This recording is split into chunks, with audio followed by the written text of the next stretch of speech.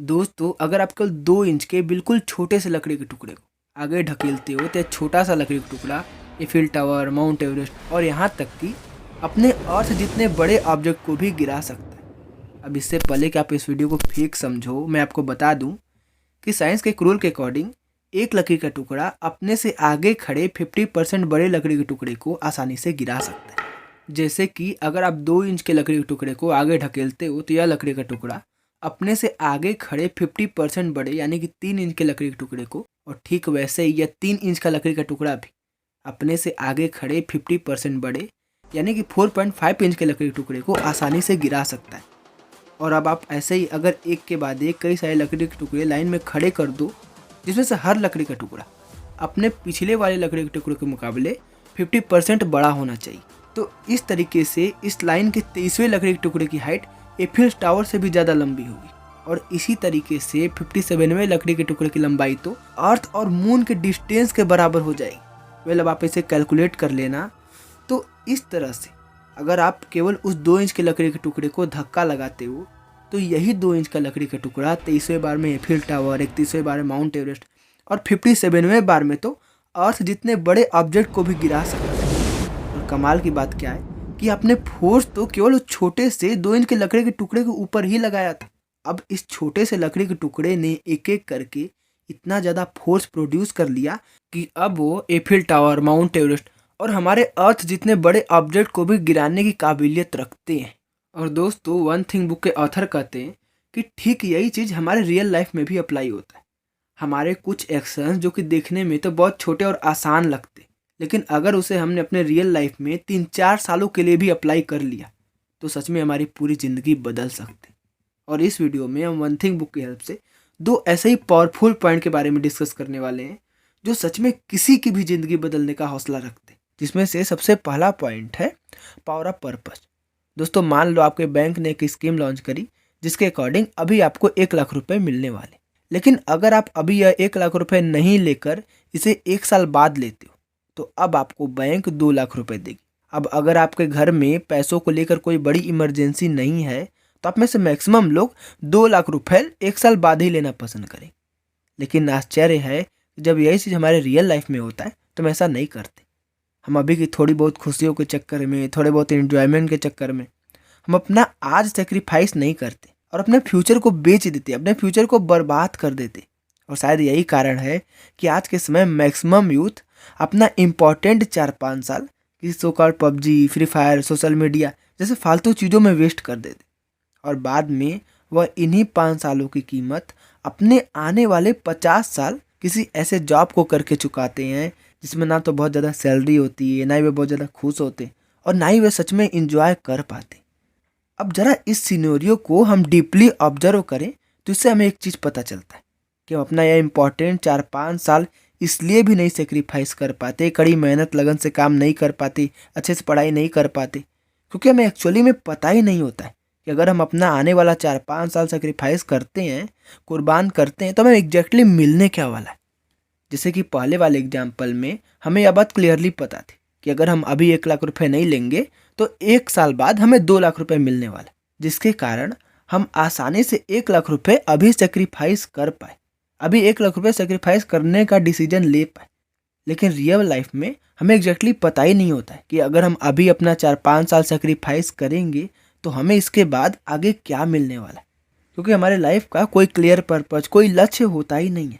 और जब अभी से 4-5 साल बाद का हमारे पास कोई लक्ष्य नहीं होता है तो एग्जैक्टली हमें पता ही नहीं चलता है कि हमें 4-5 साल बाद मिलने वाला क्या है। तो हम अपना यह कीमती 4-5 साल सेक्रीफाइस करते भी नहीं है, जिसकी कीमत हमें पूरी लाइफ कमी में, गरीबी में जी कर चुकानी पड़ती। तो इसलिए सबसे पहले हमें हमारे लाइफ का क्लियर पर्पज पता करना चाहिए।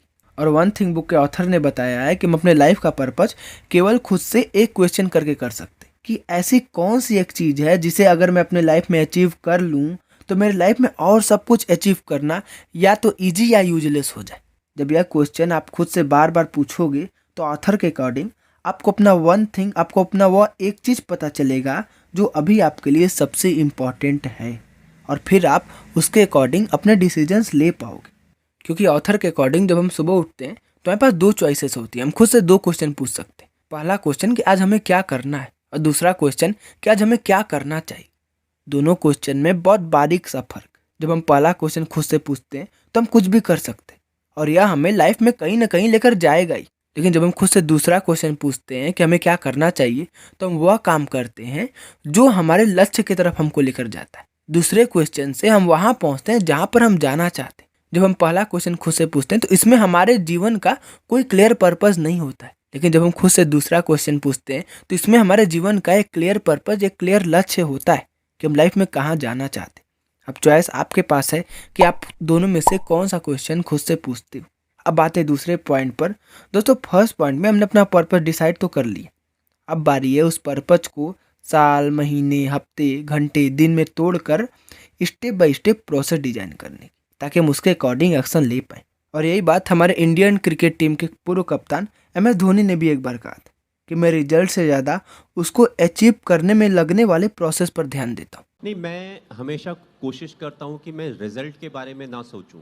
मैं इस बात में बिलीव करता हूँ कि प्रोसेस ज़्यादा इम्पॉर्टेंट है, क्योंकि प्रोसेस की वजह से आपको रिजल्ट मिलता है। जैसे कि मान लो मेरा एक यूट्यूब चैनल है, मान लो मैंने लक्ष्य बनाया कि मुझे 1 साल में 50,000 सब्सक्राइबर्स कंप्लीट करने, यह मेरा लक्ष्य है।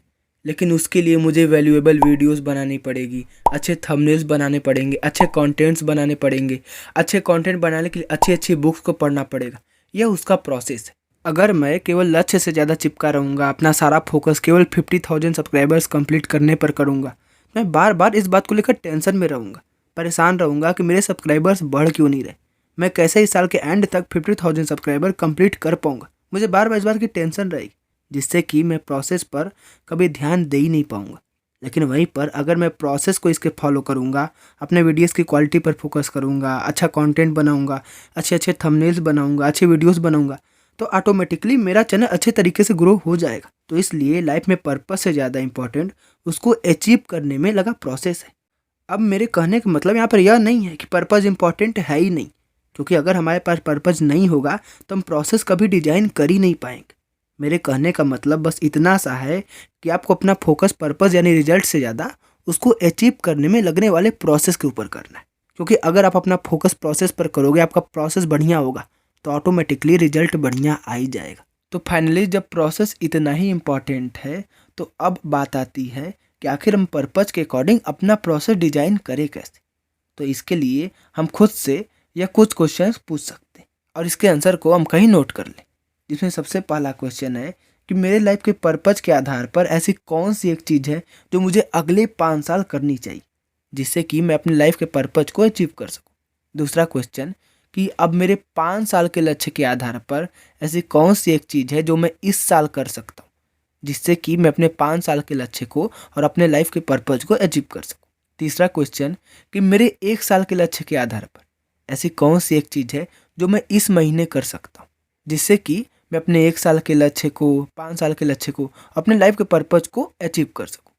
चौथा क्वेश्चन कि मेरे इस महीने के लक्ष्य के आधार पर ऐसी कौन सी एक चीज़ है जो मैं इस हफ्ते कर सकता हूं, जिससे कि मैं अपने इस महीने के लक्ष्य को, 5 साल के लक्ष्य को और लाइफ के पर्पस को अचीव कर सकूं। पांचवा क्वेश्चन कि मेरे इस हफ्ते के आधार पर ऐसी कौन सी एक चीज़ है जो मैं आज कर सकता हूँ, जिससे कि मैं अपने लाइफ के पर्पस को अचीव कर सकूँ। छठा क्वेश्चन कि मेरे आज के लक्ष्य के आधार पर ऐसी कौन सी चीज़ है जो मैं अभी कर सकता हूँ, जिससे कि मैं अपने लाइफ के पर्पस को अचीव कर सकूँ। अब यहाँ पर हमने पर्पस को 5 साल, 1 साल, 1 महीने, 1 हफ्ते और अभी में तोड़ दिया, जिससे कि हम अपने प्रोग्रेस को आसानी से ट्रैक कर पाएँ, हम पता कर पाएँ कि हम अच्छे से एक्शन ले पा रहे हैं कि नहीं ले पा रहे हैं। अगर नहीं ले पा रहे हैं तो क्यों नहीं ले पा रहे हैं, इसमें क्या इम्प्रूवमेंट की ज़रूरत है। और जैसे जैसे हम एक एक टास्क कंप्लीट करते जाएंगे, हम अगले टास्क के लिए और कॉन्फिडेंट और मोटिवेट होते जाएंगे। हम एक एक करके अपनी हर एक लकड़ी के टुकड़े को लाइन बाय लाइन खड़ा करते जाएंगे। और जब इसी प्रोसेस को हम आने वाले 3-4 सालों तक रिपीट करेंगे, तो हम एक के बाद एक लकड़ी को गिराते जाएंगे और एक टाइम पे हमें इतना बड़ा रिजल्ट देगा कि सच में हम इसे इमेजिन भी नहीं कर सकते। तो दोस्तों, इस वीडियो में हमने 2 चीज़ें सीखी। सबसे पहली बात कि लाइफ में अपना आज हम तभी सेक्रीफाइस कर पाएंगे जब हमें एग्जैक्टली पता हो कि मैं लाइफ में मिलने क्या वाला है, हमारे लाइफ का पर्पस क्या है, हमारा लक्ष्य क्या है। और हम अपने लाइफ के पर्पस को खुद से यह क्वेश्चन पूछ के पता कर सकते हैं कि ऐसी कौन सी एक चीज़ है जिसे अगर हम अपने लाइफ में अचीव कर लें तो हमारे लिए और सब अचीव करना या तो ईजी हो जाए या तो यूजलेस हो जाए। दूसरी बात जो हमने सीखी कि रिजल्ट से ज़्यादा इम्पॉर्टेंट रिजल्ट को अचीव करने में लगा प्रोसेस होता है, और स्क्रीन पर दिए गए क्वेश्चंस को हम खुद से पूछ के अपना प्रोसेस अपने लक्ष्य के अकॉर्डिंग डिजाइन कर सकते हैं, जिससे कि हम अपने लक्ष्य के अकॉर्डिंग एक्शन ले पाएँ। तो दोस्तों, इस वीडियो में हमने या तो सीख लिया कि अपना पर्पस कैसे डिसाइड करेंगे, उसका प्रोसेस कैसे बनाएंगे, लेकिन यह सब हम ठीक तरीके से तभी कर पाएंगे जब हमारे सोचने का नज़रिया सही होगा। और हमारे सोचने का नज़रिया कैसा होना चाहिए, दुनिया के सफल लोग कैसे सोचते हैं, यह सब मैंने इस वीडियो में बताया। आप चाहे तो इस वीडियो को जो स्क्रीन पर दिख रहा है उसे क्लिक करके देख सकते हो। धन्यवाद।